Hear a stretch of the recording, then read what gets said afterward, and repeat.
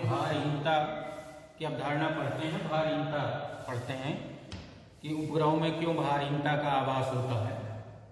तो हम लोग पहले भार को समझते हैं और भारहीनता को समझते हैं।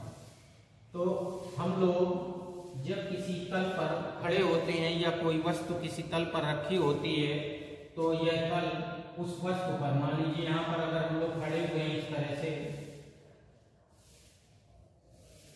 तो अगर पृथ्वी तल पर खड़े हैं तो भार यहाँ नीचे की ओर होता है और पृथ्वी इस पर अवलंब प्रक्रिया आर ऊपर की ओर लगाती है।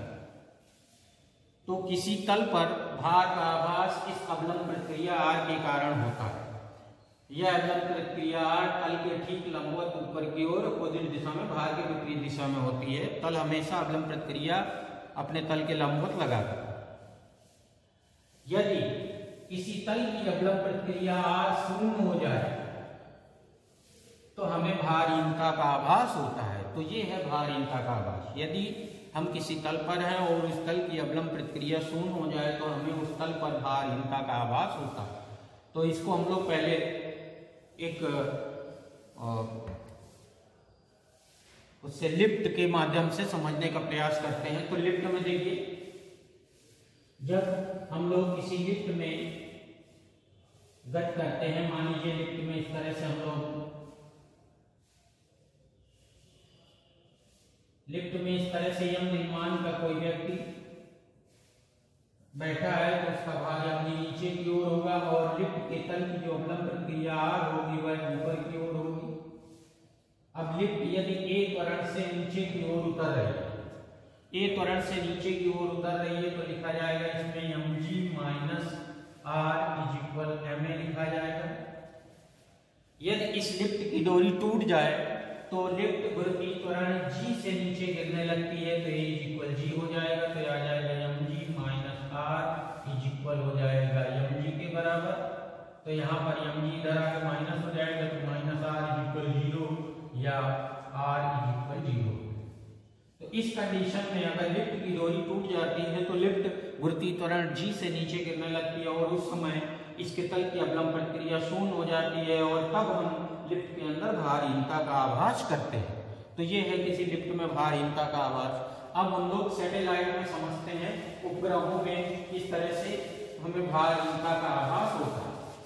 तो मान लेते हैं कि माना पृथ्वी का द्रव्यमान यमी है, इसका केंद्र O है और इसके केंद्र से इसकी त्रिज्या आरी है, मान लेते हैं इसके केंद्र से स्मॉल r दूरी पर, अर्थात पृथ्वी तल से हम लोग यह ऊंचाई कह सकते हैं, तो स्मॉल r दूरी पर, केंद्र से स्मॉल r दूरी पर एक यम द्रव्यमान का उपग्रह, कैपिटल स्मॉल यम द्रव्यमान का उपग्रह v0 कक्षीय चाल से घूम रहा है।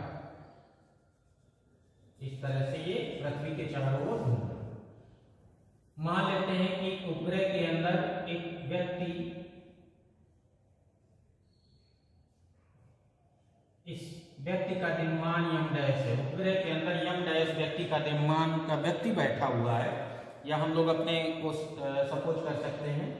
तो अब इसको हम लोग इस तरह से पढ़ते हैं कि मान लेते हैं कि उपग्रह की इस व्यक्ति पर, यानी उपग्रह के अंदर बैठे व्यक्ति पर उपग्रह की जो अवलंब प्रक्रिया है वो कैपिटल आर है और पृथ्वी द्वारा इस व्यक्ति पर लगाया गया जो गुरुत्वाकर्षण बल है वह F हो जाएगा, जो कि पृथ्वी के केंद्र की ओर होगा। तो F इज इक्वल लिखेंगे हम लोग g me m डैश, पृथ्वी द्वारा उपग्रह के अंदर बैठे व्यक्ति पर लगने वाला जो गुरुत्वाकर्षण बल होगा g me m dash upon r square होगा, जो कि पृथ्वी के केंद्र की ओर होगा।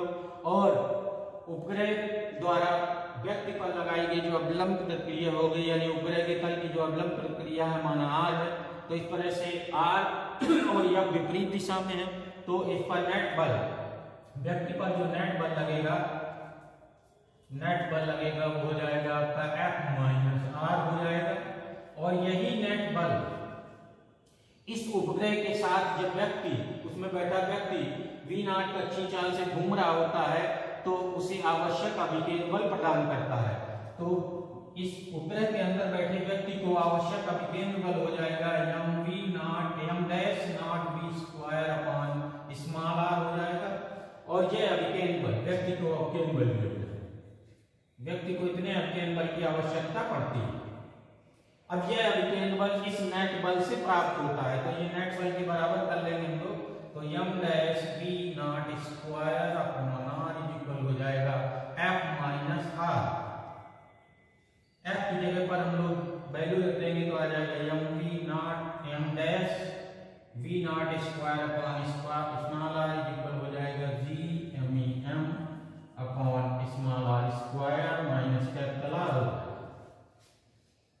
अब हम लोग जो उपग्रह की कक्षी चाल होगी वही उसके अंदर बैठे व्यक्ति की कक्षी चाल होगी। तो कक्षी चाल का फार्मूला होता है v0 equal under g m upon small r। तो इस v0 की जगह पर हम लोग under g m upon small r रख देंगे। तो इस तरह से हमारे पास जो फार्मूला बनेगा वो जाएगा m dash g m upon small r का स्क्वायर हो जाएगा, यहाँ पर इज इक्वल हो जाएगा आपका g m dash upon r square minus capital R। इधर माइनस कैपिटल R हो जाएगा, माइनस कैपिटल। अब इसको इधर ट्रांसफर करेंगे तो जब इधर आएगा माइनस में हो जाएगा, दोनों कट जाएंगे। तो इस तरह से हमारे पास फिर से आ जाएगा माइनस r इक्वल 0 अर्थात r इक्वल 0 हो जाएगा। इस प्रकार उपग्रह के अंदर जब कोई व्यक्ति उपस्थित होता है तो उपग्रह के तल की अवलंब प्रक्रिया शून्य हो जाती है, शून्य होती है, और इस कारण हमें उपग्रहों के अंदर भारहीनता का आभास होता है। तो ये है उपग्रहों के अंदर भारहीनता का कारण, वेटलेसनेस इन सैटेलाइट। ये है उपग्रहों के अंदर भारहीनता का कारण। तो उपग्रहों के अंदर भारहीनता का कारण यह है कि उसके तल की अवलंब प्रक्रिया शून्य हो जाती है, इसलिए उसमें बैठा व्यक्ति भारहीनता का आभास करता है। अब यहाँ पर इसी कारण जो उपग्रहों में जो व्यक्ति उपस्थित होते हैं तो वहां पर यदि हम किसी पेंडुलम को लटकाए जाएं या किसी वस्तु को किसी दृढ़ आधार से लटकाया जाए तो डोरी का तनाव शून्य रहता है, क्योंकि उसमें लटकी वस्तु भारहीनता के कारण उस पर कोई तनाव नहीं डालती।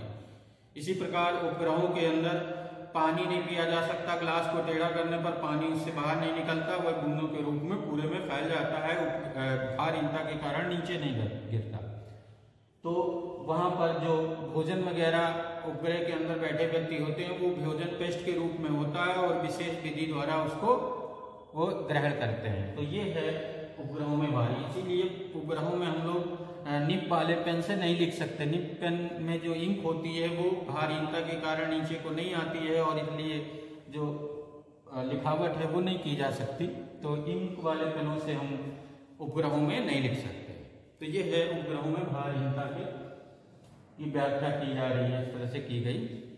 और यहाँ पर जो अपना पृथ्वी का जो कृत्रिम उपग्रह है चंद्रमा, उसमें भारहीनता का आभास नहीं होता है। तो उसमें भारहीनता का आभास इसलिए नहीं होता कि पृथ्वी का द्रव्यमान अन्य उपग्रहों की वजह से अन्य उपग्रहों की तुलना में बहुत अधिक है। उसका स्वयं का गुरुत्वीय त्वरण है 2.38 मीटर पर सेकंड स्क्वायर के करीब है, इसलिए वहां पर भारहीनता का आभास नहीं होता, वहां भार महसूस होता है।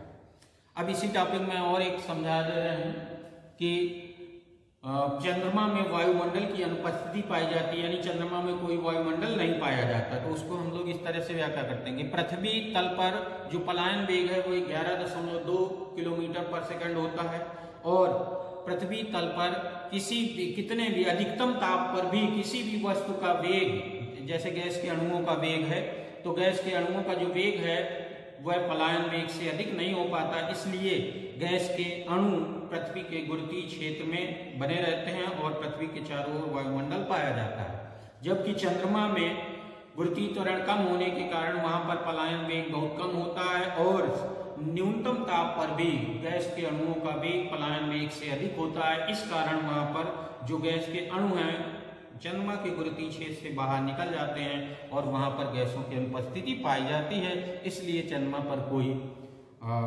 वायुमंडल नहीं पाया जाता। तो ये है आपका चंद्रमा पर वायुमंडल की अनुपस्थिति को समझाने के लिए और ये उपग्रहों में भारी होता।